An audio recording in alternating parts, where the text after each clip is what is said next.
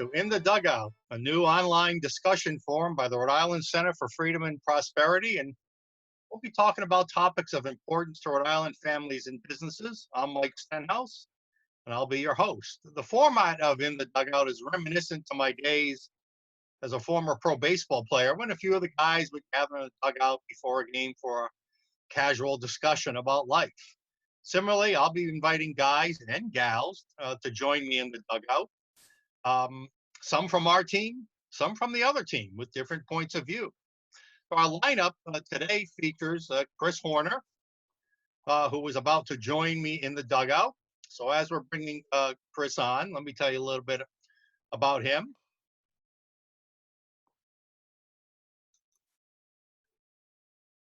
Chris is a lawyer, a New York Times best-selling attorney, and he's executive director for the Government Accountability and Oversight, which is a public interest law firm, deeply involved in fighting litigation, climate change alarmism, both at the state, federal, and U.S.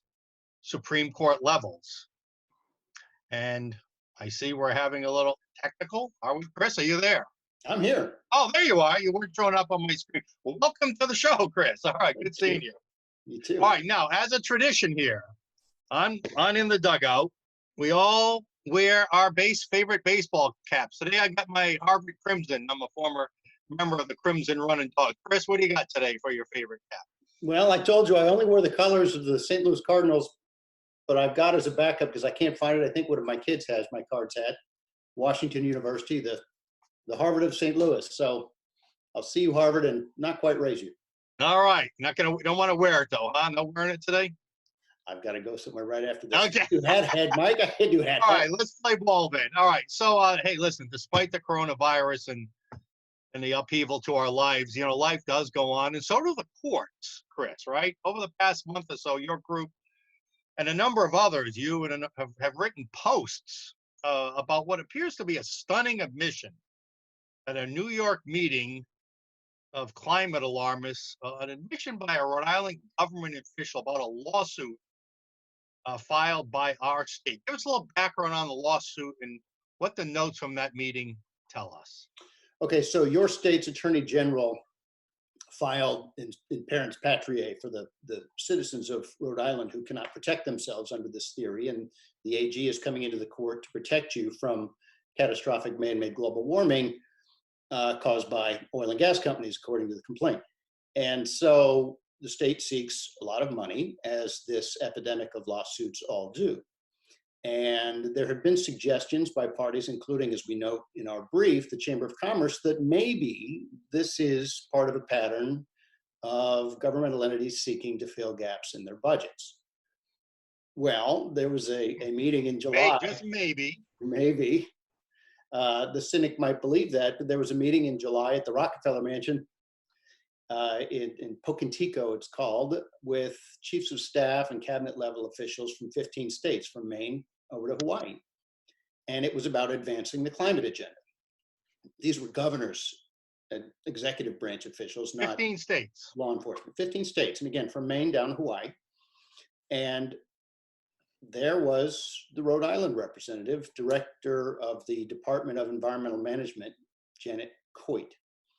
Now, we've got the roster, and you can see at climatelitigationnwatch.org, for example, the list of people who participated in this meeting. And it's worth checking, because the issue really is, as you'll hear in a moment, was this representative, senior representative, cabinet level official for Rhode Island, telling her peers the truth?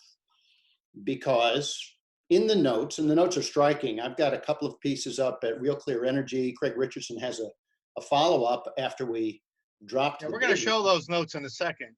Okay, I just cut you off 1 second. Again, we're just two guys chatting, so cut me off, I'll cut you off. That's the way the format of this.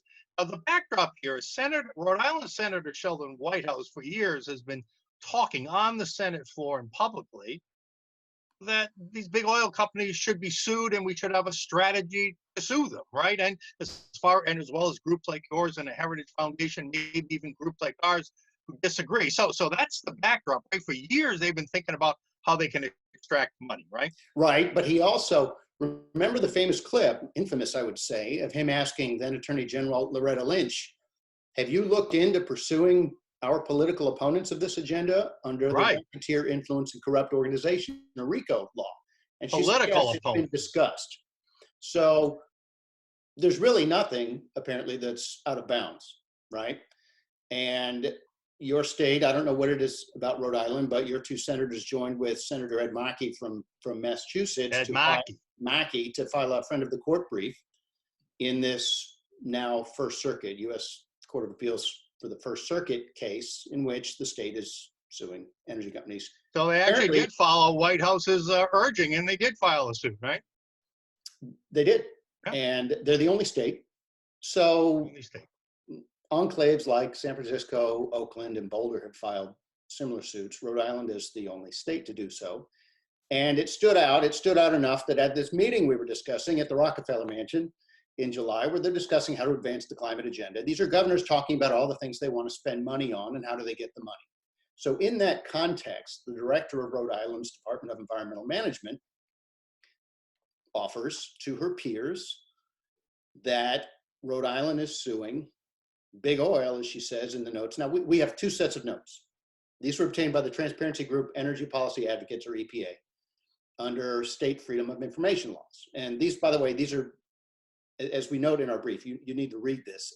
As you see in the brief, the Rockefeller Brothers Fund, which was the host, and some of the participants, the Sherpas, got a notice from one of the participants, a New Mexico Secretary of Energy, who said at the meeting, according to the notes, the problem is their oil and gas production is booming. You know about how it's rescued their economy and funded their schools there. Anyway, that's the problem, according to the administration, among friends. We don't know what they say publicly, but we do, but they don't seem to match, just like with Rhode Island. And so they're discussing these things, and Rhode Island says, well, we're suing Big Oil because we're looking for a sustainable funding stream. Now, the sustainable tripped me up. Wait a minute, you just said these people aren't supposed to be doing what they're killing the planet. But apparently, weren't they supposed to be suing for damages, right? Or something like that? I'm sorry?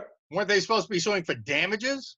Right, that's the claim. We want you to pay for, well, apparently fix our budget holes. The administration has tremendous spending ambitions, and they need to pay for it. And the notes reflect that the legislature is too conservative and don't care about energy or environment. If they cared, and again, I'm just reading or paraphrasing the notes, which you can read, if they cared, they would put it in the budget. Priority is a sustainable funding stream, suing Big Oil in state court. Now, again, focus on sustainable. Notice how the sinner can readily become a virtuous contributor to the public purse as soon as an accommodation is made. That seems to be what she's saying here in not one set of notes, but two. And remember, there are two people, the only two sets of notes that turned up. Now, some may magically appear next to somebody's billing records in the White House for all we know, but there were two sets of notes. And they both quote Ms. Coit, Director Coit, verbatim. So she can explain how they misheard her, but they both misheard her exactly the same way. I think we have those notes, but so what this really says is, because I think if you read between the lines, we failed to get money from the General Assembly to advance our radical green agenda. We failed to change policy in the General Assembly because we couldn't convince lawmakers to do the really radical thing. So instead, we're going to go to the courts, and we're going to hope on judicial activism, right, for them to issue policy from the bench. I mean, that's just a perversion of the justice system, isn't it? Well, I'll leave that to Rhode Islanders, but I will say, now the state has disowned this position. Before the court, their first response was to say, this is conspiratorial. And anyway, it doesn't reflect our position, which of course raises the question, then why was she saying it so emphatically that not one but two note takers heard her exactly the same way? Right. But they then switched from that to just saying it's irrelevant, but the First Circuit allowed these notes. So they're now in the record, and they're relevant to this entire epidemic of climate nuisance litigation, which we now know is to pursue a golden goose without killing it, sustainable funding stream. But please note, They're claiming this is in the taxpayers' interest, you see. Those mean lawmakers won't give us what we want for these massive spending ambitions, but don't worry, we'll take it from these bad people. Where do you think the money's actually going to come from? Where does it always come from? Of course, the taxpayer's still going to pay as the consumer. That's less than too clever by half. This is simply because she put it down. We have a nominee for certain awards here. She put it down and was clear enough that not one but two people heard her verbatim. The legislature won't give us what we want. So I'm inserting the word so, but again, everybody can read the notes themselves and draw their own conclusion. There only appears to be one reasonable conclusion, and it's that this is an improper pursuit of revenue that the legislature has denied them. If you want revenue, there's a process for that. It's failed them, so they're going through the courts. Well, the courts should know that, and that's why this brief was filed.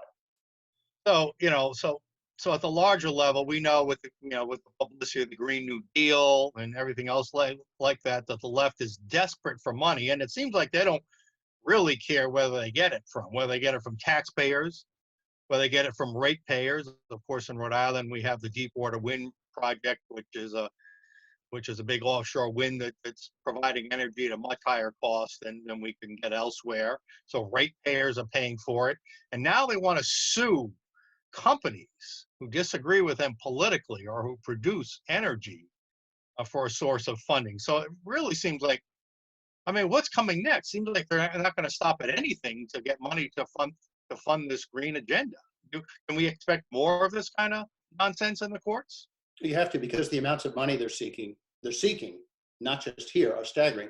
Here in these suits, the base figure is $200 billion in 1996 dollars, or essentially $300 billion, just because they're very openly just trying to spin out their model with tobacco. So everything's tobacco now. And you can go from unacceptable sinner to virtuous contributor to the public purse as long as some accommodation is worked out, and then they'll claim this was on behalf of the taxpayer. Well, again, the consumer's going to pay for this. They're just routing it through a middleman of those bad people. But here we've got them in writing from not one but two note takers verbatim. So yes, that's a start. But if you look at the cost, remember the rollout of the Green New Deal when they made the fatal mistake of revealing all sorts of details of what they really meant? Yeah. That's extraordinarily expensive. 300 billion is just, you're spitting in the ocean. So yeah, you're next. Even if you think, well, I'm okay with this because I don't like these people, or I agree with this. There's a great moral hazard in saying I'm going to look the other way at what on its face is an abuse of the system. And at bare minimum, why don't you be open? You failed to get it through the taxpayer directly because elected representatives won't put their necks, their political necks on the line for this. So you'll go through the courts and scream end of the world. But we want a sustainable funding stream. So we'll let you stick around. So this has the capacity to include a lot of people. You've got, at the announcement of the lawsuit, you had the Governor Raimondo, you had Senator Whitehouse, and you had former Attorney General Peter Kilmartin. And now Janet Coit in these notes explains, it appears to, what the strategy was for filing that lawsuit. It wasn't a public nuisance lawsuit for damages. It was all about money, another money grab by the left. But this has the potential to include a lot of high-ranking officials in our state in what I would call a controversy or a conspiracy or something. This is not proper judicial conduct. I've talked to judges and lawyers in our state, and they call it a perversion of the justice system. Your thoughts on that? Well, when it goes to trial, assuming this belongs to federal court, as we make the point, remember, both note takers took Director Coit's emphasis on state court. The move has been to state courts because, as we also note, we link to some emails in which the plaintiff's tort lawyers are saying, look, this is the most advantageous forum for us. So they're trying to keep it in state court. It's now in federal court for determination whether they're really trying to make federal policy, which is the other side of the coin. They are through a local judge. But this should be kept in federal court, but the court should dismiss it. But let's say they don't. This goes to trial. One of the questions you have to ask is, where did you come up with this idea, Director Coit? Because the state rushed to the First Circuit to say she's not reflecting our viewpoint here. Okay, I'll leave it to you to decide how plausible that is. Let's just consider hypothetically for the moment that she wasn't just trying to impress her friends here. She was relating something she'd been told. Where were you told this? Right. Who told you this? Exactly. How often were you told this? Exactly.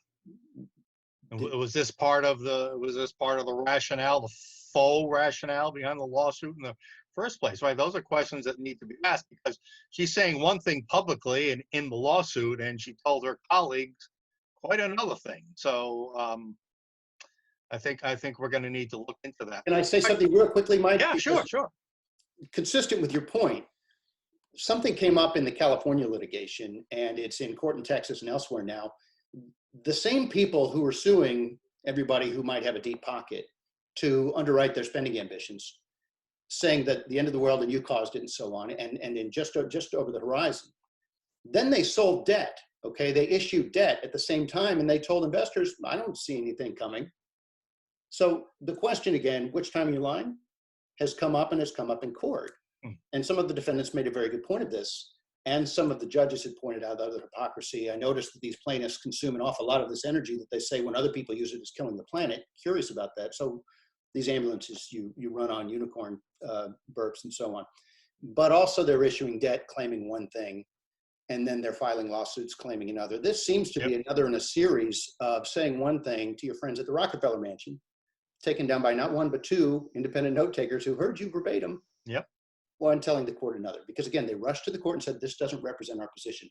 But of course they were telling the truth. Of course they were telling the truth in court, and she lied to her friend. She's just boasting. Yeah.